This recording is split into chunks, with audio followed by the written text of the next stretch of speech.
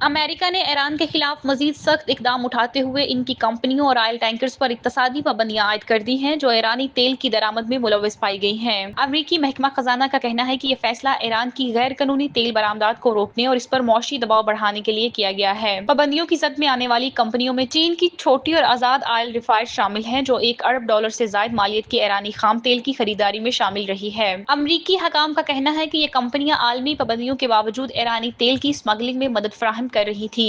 दूसरी जानिब चीन इन पाबंदियों को तस्लीम करने से इनकारी है और इनका मौकिफ है कि इसकी ईरान से तजारत बैनुल अक़वामी कवानीन के तहत है। चीन ईरानी तेल का सबसे बड़ा खरीदार है और दोनों ममालिक के दरमियान ज्यादातर मौली लेन देन चीनी करेंसी में होता है, जिससे अमरीकी डॉलर की इजारादारी को बाईपास किया जाता है। याद रहे कि अमेरिका ने चंद रोज कबल भी ईरान के खिलाफ इसी नौयत की पाबंदियां लगाई थी ताकि ईरानी तेल की गैर कानूनी फरोख्त को रोका जा सके।